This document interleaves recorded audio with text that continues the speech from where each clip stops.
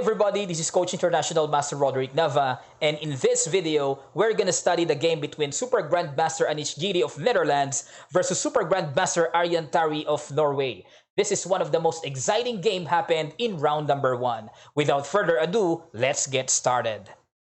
Giri played e4, Tari played e5, knight f3, knight c6, then bishop b5. So we have Ruy Lopez on the board. Then Tari played knight f6, the Berlin variation of the Ruy Lopez, where black wants a dried, equal, drawish line. And here, Giri played d3, the anti-Berlin. So he doesn't like the drawish line or even equal, because here, the main face or the main line of the Berlin is castle, then knight takes e4, d4 breaking immediately at the center, then black went back with knight d6 threatening the bishop, bishop takes the knight, then d takes c6, d takes e5, then black played knight f5, trade off the queens, king takes d8, then knight c3.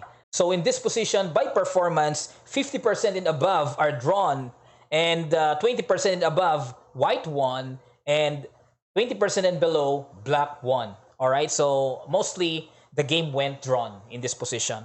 So this is a very dried, equal line in the Berlin variation. That's why Giri doesn't like that equal position. So he played d3, the anti-Berlin.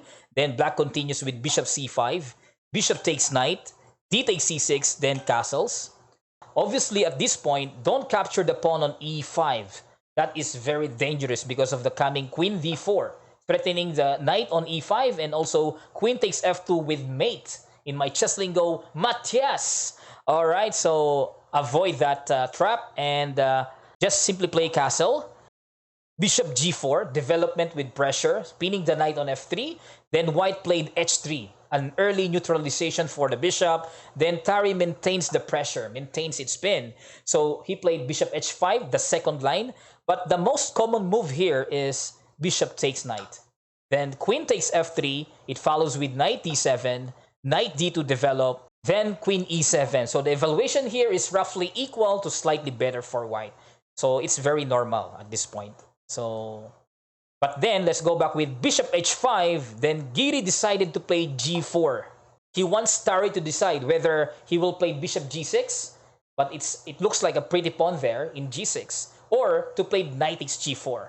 So generally, this position is critical. Then Tari went knight takes g4.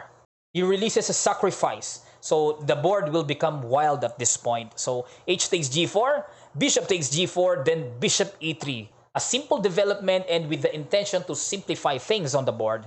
And obviously in Tari's side, he needs to avoid that, and he played bishop e7.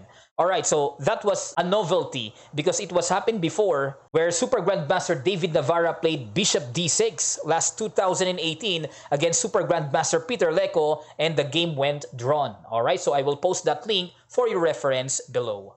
Okay, so let's go back with the bishop e7, novelty. King g2 to protect the knight and also to give way for the rook to play rook h1, something like that, and in the future to move away from pin like queen d2 or queen e1. Then Tari decided to play f5 here. He wants to get wild in this position. Otherwise, the sacrifice piece will no longer effective. So that's why he needs to be sharp here. And Giri decided to play queen e1, intending to play knight h2 at some point and neutralizing the bishop on g4. Then Tari decided to capture the knight. King takes f3, then f4, attacks the bishop. Then bishop d2, g5. So he changed his plan and he wants to convert his attack into marching pawns like h5, g4 until the black reaches the king into a scary position, something like that. Now Giri played bishop c3, attacking the e5 pawn, bishop f6, defending it, and knight d2, simple development, queen e7, rook h1, of course, to activate the rook. Then black played h5, king e2, g4, then f3. So in white's side, white needs to fix those pawns, those marching pawns, as much as he can. And then g3, king f1, h4, and this is a very timing move, rook h3. Obviously, white needs to avoid the coming h3. The things will become very difficult and complicated if black reaches the h3 square. So rook h3 is a very timing move. Then black played a5, a4, b6, king g2. So at this point, Giri defended the position very well. In Tari's side, Tari needs to avoid some white's breakthrough.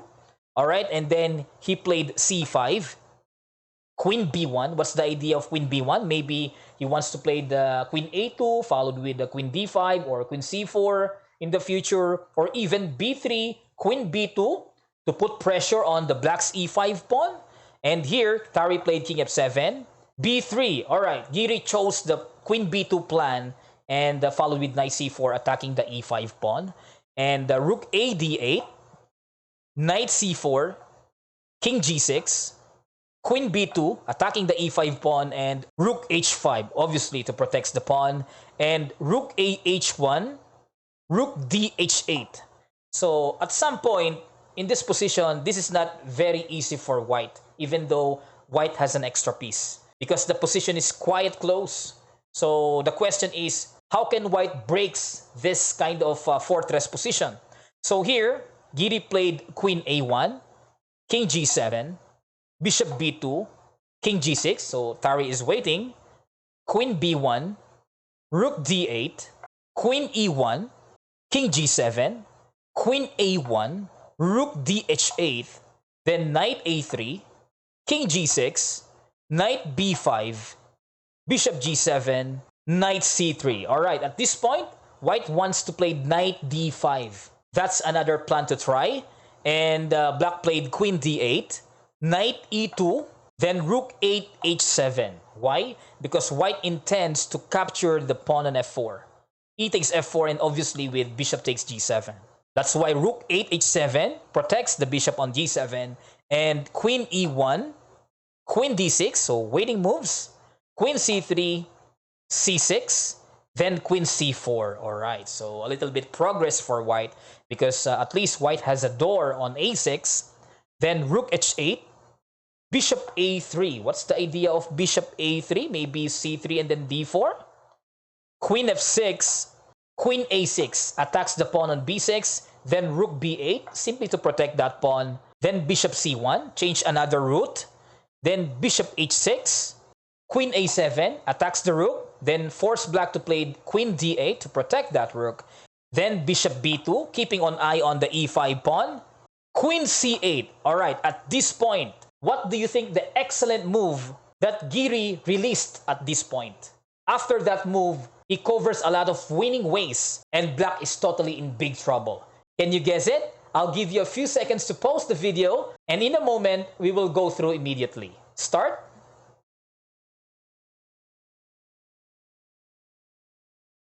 Thank you very much.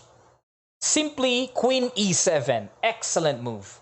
He covers a lot of winning ways. Then Tari played bishop f8, and another spectacular move, knight takes f4, forces Tari to resign his game. Why?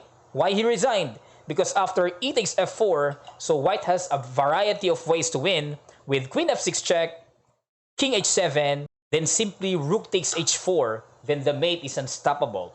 After rook takes h4 force, rook takes h4 check, king h8, then rook h8 mate. Matias. Alright, so another thing is, after knight takes f4 check, if black king goes to h6, then simply white will play queen f6 check, king h7, then queen g6 check, king h8, and rook takes h4. Black is resignable at this moment. Matias! So this is the wild game happened between Super Grandmaster Giri versus Super Grandmaster Tari Aryan. I hope you learned from this game, and if you have some questions, suggestions, and comments, just leave a message in the comment box below. Thank you very much for your time and patience to watch this video. I hope you enjoy it, and for those who haven't subscribed yet, just click the subscribe button and click the notification bell all to give you more updates in my latest video. Thank you very much, and I'll see you next time, God willing.